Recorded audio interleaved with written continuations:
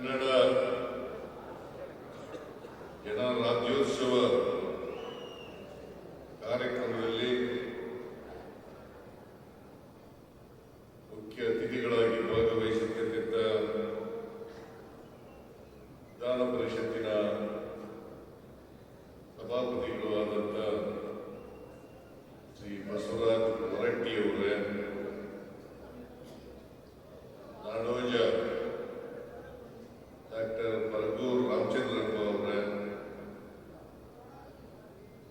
ಕನ್ನಡ ಅಭಿವೃದ್ಧಿ ಪ್ರಾಧಿಕಾರದ ಅಧ್ಯಕ್ಷರು ಆದಂಥ ಪುರುಷೋತ್ತಮ ಬಿಳಿಮಲೆ ಅವರೇ, ಈ ಸಮಾರಂಭದ ಅಧ್ಯಕ್ಷತೆ ವಹಿಸಿಕೊಂಡಿದ್ದ ಕನ್ನಡ ಹೋರಾಟಗಾರರಾದಂಥ ಅಧ್ಯಕ್ಷರು, ಕರ್ನಾಟಕ ರಕ್ಷಣಾ ವೇದಿಕೆಯ ಅಧ್ಯಕ್ಷರಾದಂಥ ಎ ನಾರಾಯಣಗೌಡ ಅವರೇ,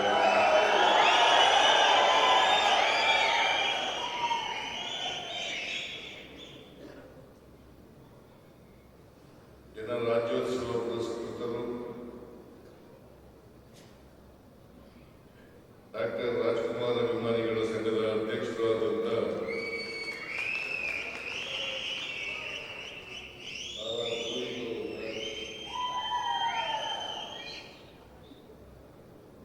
ಕನ್ನಡ ಪರ ಹೋರಾಟಗಾರರಾದಂಥ ಪ್ರವೀಣ್ ಕುಮಾರ್ ಶೆಟ್ಟಿ ಅವರೇ,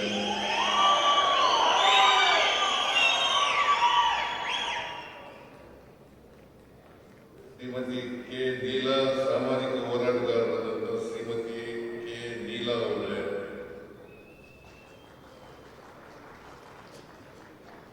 ಸಾಹಿತಿಗಳಾದಂಥ ಮೂಡ್ನಾಕ್ಮೂಡು ಚಿನ್ಸ್ವಾಮಿ ಅವರೇ, ಜಗದೀಶ್ ಅವರೇ,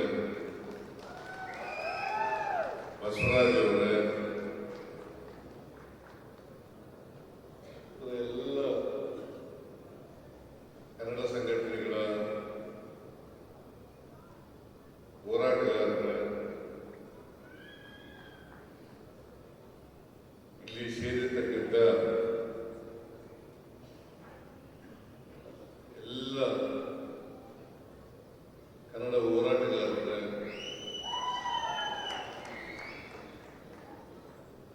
ತಾಯಂದಿರೇ, ಮಾಧ್ಯಮದ ಗೆಳೆಯರು,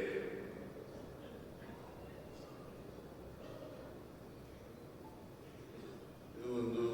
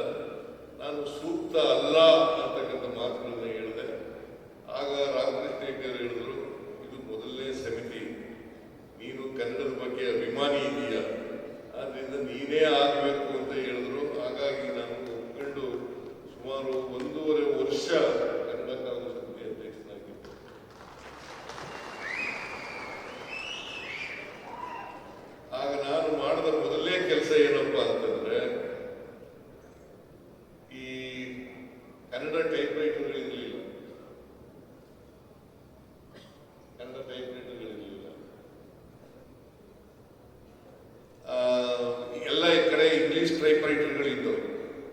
ಜಿಲ್ಲೆ ಜಿಲ್ಲೆಗೆ ಪ್ರವಾಸ ಮಾಡಿ ಇಂಗ್ಲಿಷ್ ಟೈಪ್ ರೈಟರ್ಗಳನ್ನ ಬದಲಾವಣೆ ಮಾಡಿ ಕನ್ನಡ ಟೈಪ್ ರೈಟರ್ಗಳನ್ನ ಕೊಡಿಸ್ತಕ್ಕಂಥ. ಯಾಕಂದ್ರೆ ರಾಜ್ಯದಲ್ಲಿ ಕನ್ನಡ ಆಡಳಿತ ಭಾಷೆ ಆಗಬೇಕು, ಕನ್ನಡ ಆಡಳಿತ ಭಾಷೆ ಆಗಬೇಕು, ಮತ್ತೆ ನಮ್ಮೆಲ್ಲರ ಆಡು ಭಾಷೆ ಆಗಬೇಕು.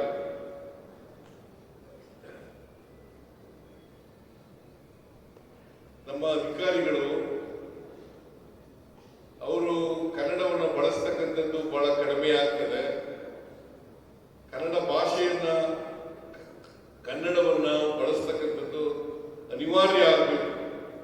ಆ ಕೆಲಸವನ್ನ ಮಾಡಲೇಬೇಕು ಅಂತೇಳಿ ತೀರ್ಮಾನ ಮಾಡಿ ನಾನು ಯಾರೇ ಇಂಗ್ಲಿಷ್ನಲ್ಲಿ ಮಾತಾಡಿದ್ರು ಕೂಡ ಕನ್ನಡದಲ್ಲೇ ಮಾತನಾಡ್ತಕ್ಕಂಥ ಕೆಲಸವನ್ನು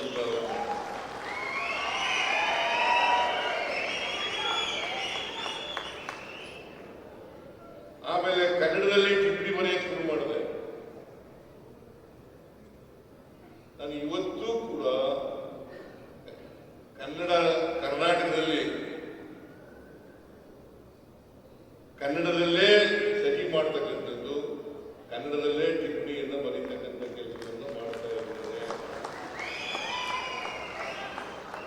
ಇಂಗ್ಲಿಷ್ನಲ್ಲಿ ಟಿಪ್ಪಣಿ ಆಗ್ತಕ್ಕಂಥದ್ದು ಹೊರ ರಾಜ್ಯಗಳಿಗೆ, ಕೇಂದ್ರ ಸರ್ಕಾರಕ್ಕೆ ಬರೀಬೇಕಾದ್ರೆ ಅಥವಾ ಹೊರ ರಾಜ್ಯಗಳಿಗೆ ಬರೀಬೇಕಾದ್ರೆ ಇಂಗ್ಲಿಷ್ನಲ್ಲಿ ಬರೆಯೋಣ. ಆದರೆ ಕನ್ನಡ ನಾಡಿನಲ್ಲಿ ಕನ್ನಡವೇ ಸಾರ್ವಭೌಮ ಅಂತಕ್ಕಂಥದ್ದು, ಕನ್ನಡವೇ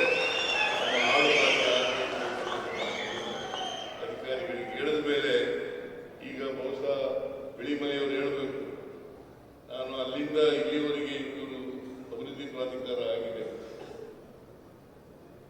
ಈಗ ಸ್ವಲ್ಪ ಸುಧಾರಣೆ ಆಗಿದೆ ಅಂತೇಳಿ ನನಗೆ ಅನಿಸುತ್ತೆ.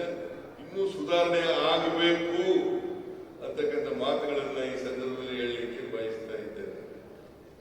ಬರಗೂರು ರಾಮಚಂದ್ರಪ್ಪನವರು ಒಂದು ಹೇಳಿದ್ರು, ಪ್ರತಿ ಹಳ್ಳಿನಲ್ಲೂ ಕೂಡ ಒಂದು ಕನ್ನಡ ಶಾಲೆ ಇರಬೇಕು ಅಂತಕ್ಕಂಥ ಮಾತುಗಳನ್ನು ಹೇಳಿದ್ದಾರೆ. ನನಗೂ ಕೂಡ ಕನ್ನಡ ಶಾಲೆ ಇರಲೇಬೇಕು. ನಾವು ಕನ್ನಡದಲ್ಲಿ, ಕನ್ನಡ ಮಾಧ್ಯಮದಲ್ಲಿ ಕಲಿತಕ್ಕಂಥ ವ್ಯವಸ್ಥೆ ಇರಲೇಬೇಕು ಅಂತಕ್ಕಂಥದ್ರಲ್ಲಿ ನಾನು ಅದರ ಪರವಾಗಿರ್ತಕ್ಕಂಥವನು ಅಂತಕ್ಕಂಥ ಮಾತುಗಳನ್ನು ಹೇಳಲಿಕ್ಕೆ ಬಯಸ್ತೇನೆ. ಈಗ ಹೆಚ್ಚು ಹೆಚ್ಚು ಇಂಗ್ಲಿಷ್ ವ್ಯಾಮೋಹ ಜಾಸ್ತಿ ಆಗ್ತಾ ಇದೆ. ಹಳ್ಳಿಗಳಲ್ಲೂ ಕೂಡ ಇಂಗ್ಲಿಷ್ ಶಾಲೆಗಳು ಬರ್ತಾ ಇದ್ದಾರೆ. ಅದಕ್ಕೆ ಸ್ವಲ್ಪ ಪೋಷಕರು ಸಹಕಾರಿಗಳಾಗಬೇಕು ಅಂತಕ್ಕಂಥ ಮಾತುಗಳನ್ನು ಈ ಸಂದರ್ಭದಲ್ಲಿ ಹೇಳಲಿಕ್ಕೆ ಬಯಸ್ತೇನೆ. ಪೋಷಕರ ಸಹಾಯ ಇಲ್ಲದೆ ಹೋದರೆ ಕನ್ನಡ ಶಾಲೆಗಳು ಉಳಿತಕ್ಕಂಥದ್ದು, ಬೆಳೀತಕ್ಕಂಥದ್ದು ಕಷ್ಟ ಆಗ್ತದೆ ಅಂತಕ್ಕಂಥ ಮಾತುಗಳನ್ನ ಈ ಸಂದರ್ಭದಲ್ಲಿ ಹೇಳಲಿಕ್ಕೆ ಬಯಸ್ತಾ ಇದ್ದಾರೆ. ನೀವು ಕೂಡ ಇದನ್ನ ಒಪ್ಕೋತೀರಿ ಅಂತಕ್ಕಂಥ ಮಾತುಗಳನ್ನ ಹೇಳಲಿಕ್ಕೆ ಬಯಸ್ತಾ ಇದ್ದಾರೆ. ಆದರೂ ಕೂಡ ಬರಗೂರು ರಾಮಚಂದ್ರಪ್ಪನವರು ಹೇಳಿದಂತೆ ಕನ್ನಡ ತಜ್ಞರು ಯಾರಿದ್ದಾರೆ, ಕನ್ನಡದ ಪರವಾಗಿರ್ತಕ್ಕಂಥ ಜನ ಇದ್ದಾರೆ, ಅವ್ರದ್ದು ಎಲ್ಲರದ್ದು ಕೂಡ ಒಂದು ಸಭೆಯನ್ನು ಕರೀತೇನೆ ಅಂತಕ್ಕಂಥ ಮಾತುಗಳನ್ನು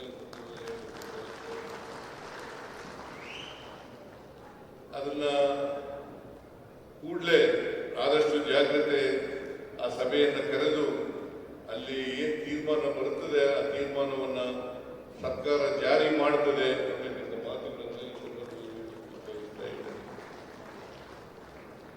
ಆಮೇಲೆ ಬಹಳ ಮುಖ್ಯವಾಗಿ ನಾರಾಯಣಗೌಡರು ಕೂಡ ಹೇಳ್ತಾರೆ, ಸಾರಾ ಗೋವಿಂದ ಕೂಡ ಹೇಳ್ತಾರೆ, ಬೇರೆ ಕನ್ನಡ ಪರ ಚಳುವಳಿಗಾರರು ಕೂಡ ಹೇಳ್ತಾರೆ ಅಂತಕ್ಕಂಥ ಮಾತುಗಳನ್ನು ತಿಳ್ಕೊಂಡಿದ್ದೇನೆ. ದ್ವಿಭಾಷಾ ನೀತಿಯನ್ನ ಮಾಡಬೇಕು ಅಂತಕ್ಕಂಥ ಮಾತುಗಳನ್ನು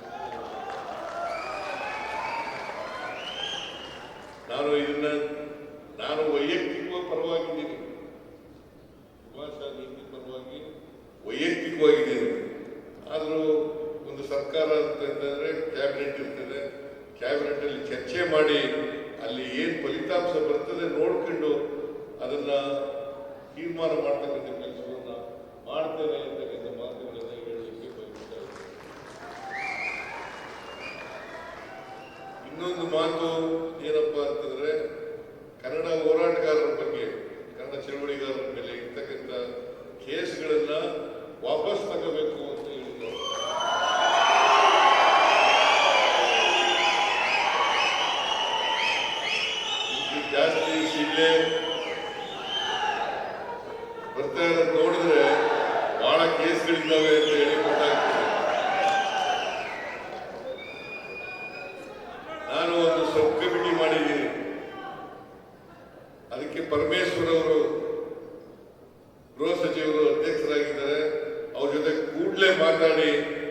ಹೋರಾಟಗಾರರ ಮೇಲೆ ಇರ್ತಕ್ಕಂಥ ಎಲ್ಲ ಕೇಸ್ಗಳನ್ನು ಕೂಡ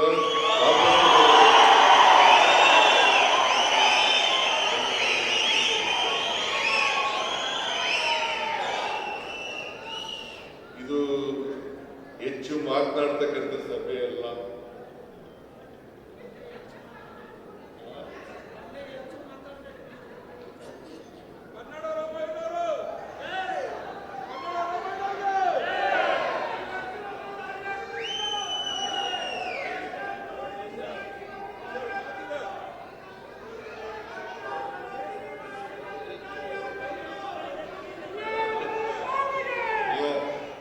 ಮಾತನಾಡಬೇಕು ಅನ್ನೋದು ನಿಜ.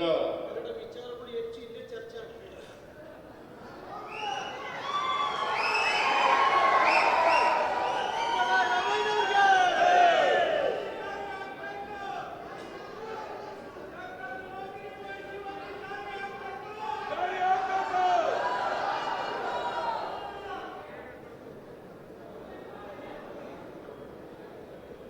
ಆದ್ರೆ ಒಂದು ನಿಮ್ಮಲ್ಲಿ ಮನವಿ ಮಾಡಲಿಕ್ಕೆ ಬಯಸ್ತಾ ಇದ್ದೇನೆ.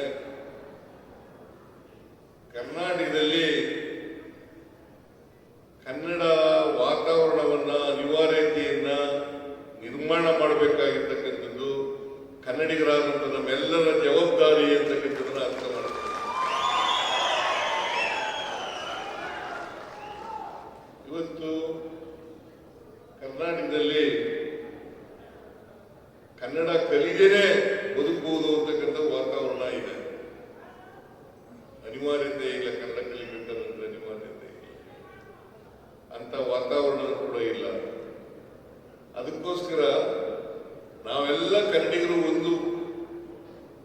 ಒಂದನ್ನ ಮಾಡಲೇಬೇಕಾದಂತ ಅಗತ್ಯ ಇದೆ ಅಂತಂದ್ರೆ, ಯಾರೇ ಬೇರೆ ಭಾಷೆಯವರು ಇರ್ತಾರಲ್ಲ, ಬೇರೆ ಭಾಷೆಗಳಲ್ಲಿ ಮಾತಾಡಿದ್ರೆ ನಾವು ಕನ್ನಡದಲ್ಲೇ ಮಾತಾಡ್ತಕ್ಕಂಥ ಕೆಲಸವನ್ನು ಮಾಡಬೇಕು.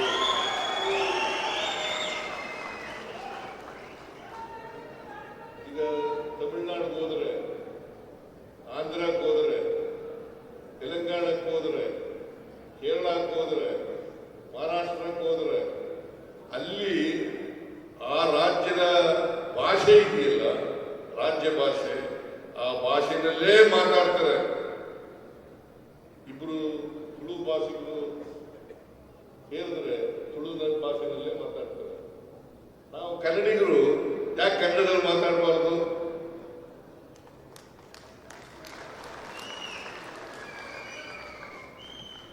ಅಂತ ಕನ್ನಡದಲ್ಲೇ ನಾ ಕನ್ನಡದಲ್ಲೇ ಮಾತಾಡ್ತೀನಿ. ಅನಿವಾರ್ಯ ಆದ್ರೆ ಇಂಗ್ಲಿಷ್ನಲ್ಲಿ ಮಾತಾಡಿ ಅಥವಾ ಬೇರೆ ಭಾಷೆಯಲ್ಲಿ ಮಾತಾಡಿ. ನಾನು ಯಾವತ್ತೂ ಕೂಡ ಬೇರೆ ಭಾಷೆ ಕಲಿಬೇಡಿ ಅಂತ ಹೇಳಲ್ಲ, ಆದ್ರೆ ಕಲೀರಿ, ಕನ್ನಡಿಗರಾಗಿರಿ ಅಷ್ಟೇ. ಬೇರೆ ಭಾಷೆ ಕಲೀರಿ. ಈಗ ಬೇರೆ ರಾಜ್ಯದಿಂದ ಬರ್ತಾರೆ, ನಾವು ಬೇರೆ ರಾಜ್ಯಕ್ಕೆ ಹೋಗ್ತೀವಿ, ಹೋಗೋದು ಬೇಡ ಅಂತ ಹೇಳಲ್ಲ, ಸಂವಿಧಾನ ಅವಕಾಶ ಮಾಡಿಕೊಂಡಿದೆ, ಹೋಗೋಣ. ಆದ್ರೆ ಇಲ್ಲಿ ಬಂದ ಮೇಲೆ ಕನ್ನಡಿಗರಾಗ್ತಕ್ಕಂಥ ನಾವು ಕನ್ನಡಿಗರಾಗಿ ಮಾಡ್ತಕ್ಕಂಥ ಕೆಲಸವನ್ನ ಮಾಡಬೇಕಾಗಿದೆ ಅಂತಕ್ಕಂಥ ಮಾತುಗಳನ್ನ ನಾವು ತಿಳ್ಕೋಬೇಕಾಗ್ತದೆ ಅಲ್ವಾ? ಒಂದು ಮಾತನ್ನ ಹೇಳಿ ಕೊನೆಯಲ್ಲಿ, ಕರ್ನಾಟಕದಲ್ಲಿ ನಾವು ಟ್ಯಾಕ್ಸ್ ಎಷ್ಟು ಕೊಡ್ತೀವಿ ಗೊತ್ತಾ ನಿಮ್ಗೆ? ಒಂದು ವರ್ಷಕ್ಕೆ 4.5 ಲಕ್ಷ ಕೋಟಿಗೂ ಹೆಚ್ಚು ತೆರಿಗೆಯನ್ನು ಕೊಡ್ತಾ ಇದ್ದಾರೆ. ಒಂದು ವರ್ಷಕ್ಕೆ 4.5 ಲಕ್ಷ ಕೋಟಿ. ನಮಗೆ ಕೇಂದ್ರದಿಂದ ಬರ್ತಕ್ಕಂಥದ್ದು ಎಷ್ಟು ಗೊತ್ತಾ? ಬರೀ 14 ಪೈಸೆ ಮಾತ್ರ. 1 ರೂಪಾಯಿ ತೆರಿಗೆ ಕಟ್ಟಿದ್ರೆ ನಮಗೆ ಕೇಂದ್ರದಿಂದ ಬರ್ತಕ್ಕಂಥದ್ದು 14 ಪೈಸೆ ಮಾತ್ರ. ಇನ್ನು ಉಳಿದದೆಲ್ಲ ಅವರೇ ಇಟ್ಟಿದ್ದಾರೆ. ಇದನ್ನು ನಾವು ಕನ್ನಡಿಗರಾದಂಥವರು ತಿಳ್ಕೋಬೇಕಾಗ್ತದೆ. 4.5 ಲಕ್ಷ ಕೋಟಿ ಇಷ್ಟಾದರೂ ಕೂಡ ಈ ದೇಶದಲ್ಲಿ ವ್ಯಕ್ತಿಗತವಾದಂಥ ವರಮಾನ ಇದೆಯಲ್ಲ, ಅದರಲ್ಲಿ ಇಡೀ ದೇಶದಲ್ಲಿ ಕರ್ನಾಟಕ ನಂಬರ್ 1, ಒಂದು ರಾಜ್ಯ ನಂಬರ್ 1 ರಾಜ್ಯ ಅಂತೇಳಿ ನಾವು ಇವತ್ತು ಅರ್ಥ ಮಾಡಬೇಕಾಗುತ್ತೆ. ಆದರೂ ಫಲ ಆದಾಯದಲ್ಲಿ ಕಾರಣ ಯಾಕಪ್ಪ ಅಂತಂದ್ರೆ ನಾವು ತಂದಿರ್ತಕ್ಕಂಥ ಅನೇಕ ಕಾರ್ಯಕ್ರಮಗಳಿಂದ ಇವತ್ತು ನಾವು ಮುಂಚೂಣಿಗೆ ಬಂದಿದ್ದೀವಿ ಅಂತಕ್ಕಂಥದ್ದನ್ನು ಅರ್ಥ ಮಾಡ್ಕೋಬೇಕಾಗ್ತದೆ. ಅದರಿಂದ ಕೇಂದ್ರದಿಂದ ಕರ್ನಾಟಕಕ್ಕೆ ದೊಡ್ಡ ಅನ್ಯಾಯ ಆಗ್ತದೆ. ಹಿಂದಿ ಭಾಷೆಯನ್ನ ಆಗಾಗ ಏರ್ತಕ್ಕಂಥ ಪ್ರಯತ್ನಗಳನ್ನ ಮಾಡೇ ಮಾಡ್ತಾರೆ. ಆದರೂ ನಮ್ಮ ರಾಜ್ಯ ಸರ್ಕಾರ ಹಿಂದಿ ಭಾಷೆಗೆ ವಿರೋಧ ಇಲ್ಲ, ಆದರೆ ಅದು ಒಂದು ರಾಷ್ಟ್ರ ಭಾಷೆ ಅಲ್ಲ ಅಂತಕ್ಕಂಥದನ್ನ ಕನ್ನಡವೇ ಸಾರ್ವಭೌಮ ಭಾಷೆ, ಕನ್ನಡವೇ ಸಾರ್ವಭೌಮ ಭಾಷೆ. ಇದು ಭಾಷಾವಾರು ಪ್ರಾಂತ್ಯ ವಿಂಗಡಣೆ ಆಗಿರ್ತಕ್ಕಂಥದ್ದು, ಭಾಷಾವಾರು ಪ್ರಾಂತ್ಯ ವಿಂಗಡಣೆ ಆಗಿರ್ತಕ್ಕಂಥದ್ದು. ಕರ್ನಾಟಕ ಆಗ್ಬೇಕಾದ್ರೆ ಆಮೇಲೆ ಭಾಷಾವಾರು ವಿಂಗಡಣೆ ಆದ್ಮೇಲೆ 1956 ಜನವರಿ ನವೆಂಬರ್ 1ನೇ ತಾರೀಕು ಭಾಷಾವಾರು ಪ್ರಾಂತ್ಯ ಆಯಿತು 1956ನೇ ಇಸ್ವಿನಲ್ಲಿ. ಆದರೆ ಮೈಸೂರು ರಾಜ್ಯನೇ ಅಂತ ಹೇಳಿ ಮುಂದುವರೆದಿತ್ತು. 73ರಲ್ಲಿ ದೇವರಾಜರವರು ಮುಖ್ಯಮಂತ್ರಿ ಆಗಿರುವಾಗ ಕರ್ನಾಟಕ ಅಂತ ಹೇಳಿ ನಾಮಕರಣ ಆಯಿತು. 50 ವರ್ಷ ತುಂಬಿತು. 50ನೇ ವರ್ಷ ಮಾಡಬೇಕಾಗಿತ್ತು, ಆಚರಣೆ ಮಾಡಬೇಕಾಗಿತ್ತು. ಆದರೆ ಬಿಜೆಪಿ ಸರ್ಕಾರ ಇತ್ತು ಕರ್ನಾಟಕದಲ್ಲಿ. ಅವರು 50ನೇ ವರ್ಷವನ್ನ ಮಾಡ್ತಕ್ಕಂಥ ಕೆಲಸವನ್ನು ಮಾಡಲಿಲ್ಲ. 51 ವರ್ಷ ಆದರೂ ಕೂಡ ಕರ್ನಾಟಕ ನಾಮಕರಣ ಆಗಿ 50 ವರ್ಷ ತುಂಬಿದೆ, 51ನೇ ವರ್ಷ ಅಂತ ಹೇಳಿ ನಾನು ಬಜೆಟ್ ನಲ್ಲಿ ಘೋಷಣೆ ಮಾಡಿ